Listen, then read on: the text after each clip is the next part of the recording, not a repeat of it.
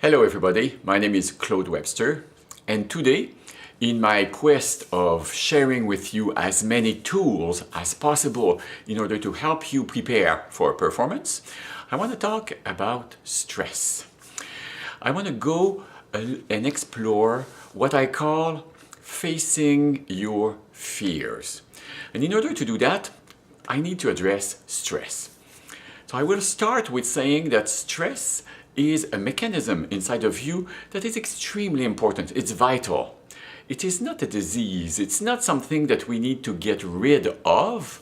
It's something that needs to be understood, and then you can use it at your advantage. Without stress, we would all be dead.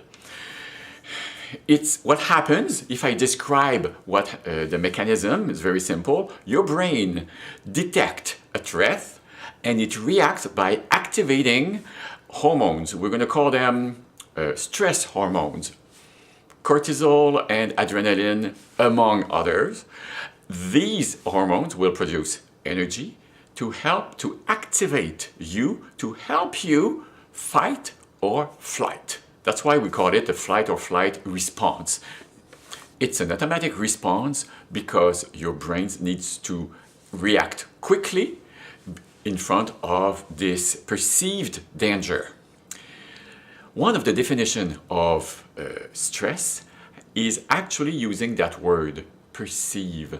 When someone perceives a threat or a danger, and that person feels that it doesn't have the necessary resources inside to face that situation. So there's two elements, the perception and the capabilities, the inner resources inside of us that we're not sure, do we have enough to face what's ahead? When we have a doubt with that, then we get stress. We activate those hormones to help us react.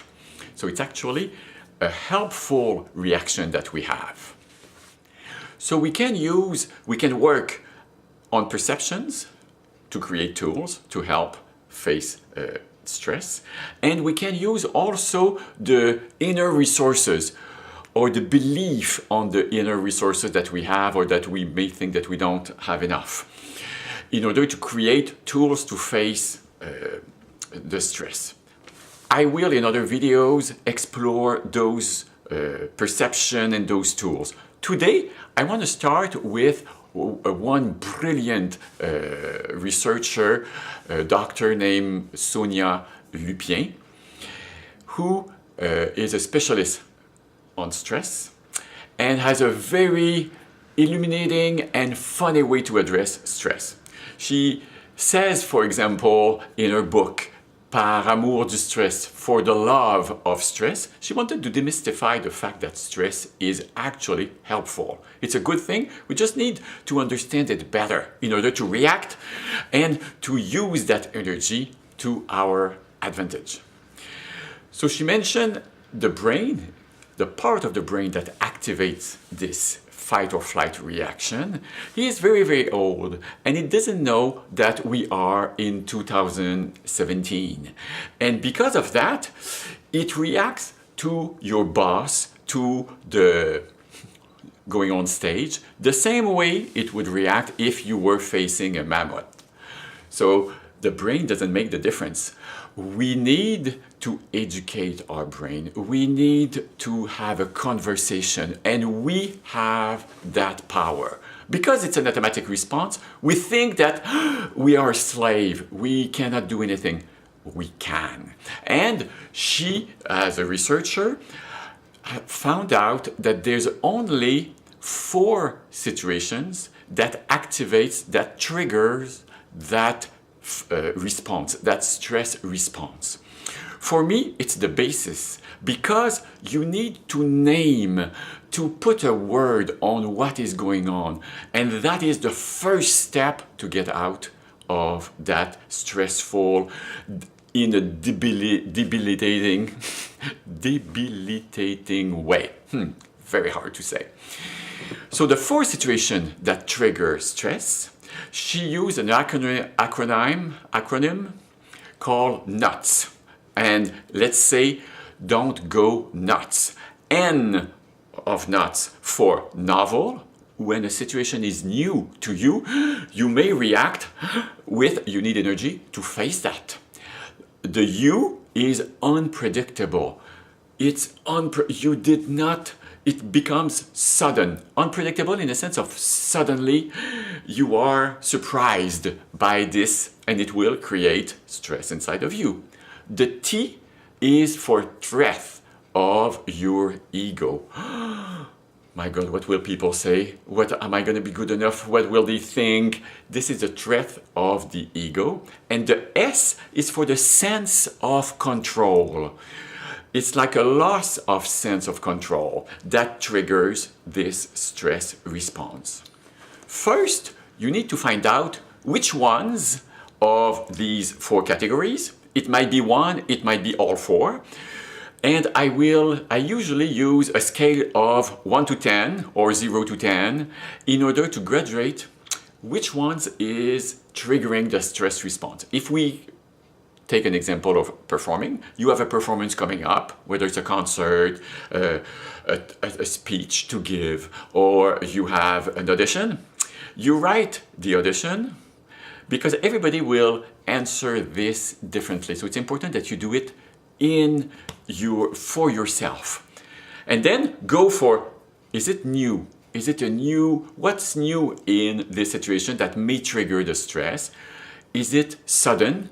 Is it happening on an unpredictable way? Is it a threat to your ego on a scale of 0 to 10? And do you feel a loss of control? Is it a sense of control that is trigger here? On a scale of 1 to 10, 10 being totally out of control and 0, it doesn't affect you at all. So you feel this diagram. And then, second step, each one, usually, or the one that is the most affected by the situation, you ask yourself one question. What can I do to make this a little less stressful, a little less threatening? If you feel like it's because you have no control in this situation, okay, what can you do to have a little bit more control in this situation? Is there something you can do to prepare? Is there something you can tell yourself? Sometimes it's a realization that it's a lack of control and that you do not have control. If you do not have that control, can you make peace with it? Can you accept that this is actually out of my control? What do I have control on? And put your awareness on what you have control. This will already lower your stress in the sense of debilitating energy. If it's because it's new, what can you do until that performance to make it less new? How do you need to organize your practice? What can you do to help you make one little adjustment so that it's less novel, for example? Would be the same with the threat of your ego. What do you need? What are the inner resources at your disposal that you can play with, making one little step? Remember, stress, I have a friend who used to say, instead of being I'm nervous, I discovered that I'm excited. She realized the stress response physiologically in her body. When she described it to me, I asked her, it's like when, or what happened in your life that you feel the same response? And she said, took her a while, and she realized it's exactly like before Christmas when I was young, when I was a kid. I'm excited and I'm afraid. Will I have the little gift that I've asked for? Will it be okay? But at the same time, I'm very, very excited. It's the same rush inside. So when she replaced I'm nervous with I'm excited, because there's an element that is new, because there's an element of novelty, there's an element of unpredictability. In that performance, I don't know how it will go. There's an element of, I don't know what people will think of my ego, and there's a sense of control that is not totally under my reach, but it's okay. And they are out in the open. I used to say, fear lives in the dark. By putting words to what's going on, you're making the first step, and then you can make, I propose to you a second step today, make one little adjustment in order to help that first step. So I hope this helped. If you have any questions, don't hesitate to contact me. And have a wonderful exploration with this idea by Sonia Lupien of Don't Go Nuts with Stress.